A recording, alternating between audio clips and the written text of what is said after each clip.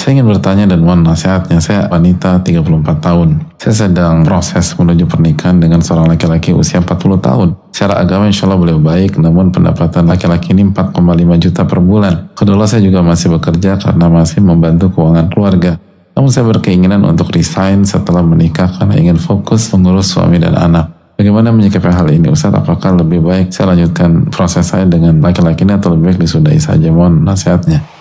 Kalau kita kumpulkan seluruh dalil tentang masalah pernikahan, bahwa kriteria calon pasangan kita itu bukan hanya sebatas dia adalah orang baik, atau dia orang soleh, atau dia wanita baik atau wanita soleha, tapi sesuai kebutuhan kita. Karena ketika Allah fikir membahas tentang pernikahan, mereka menekankan masalah kebutuhan, dan kebutuhan orang itu beda-beda.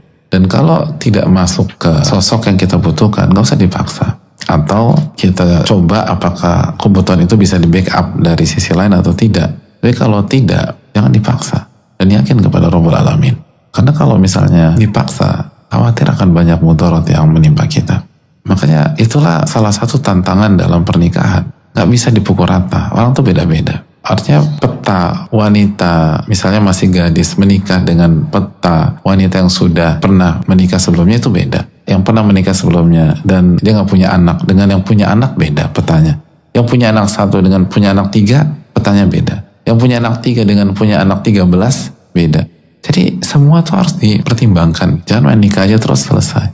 Makanya bisa jadi gaji 4,5 juta menjadi isu besar bagi seorang wanita. Tapi bagi wanita yang lain itu isu tapi tidak besar. Itu biasa aja. Bagi wanita yang ketiga itu bukan isu sama sekali.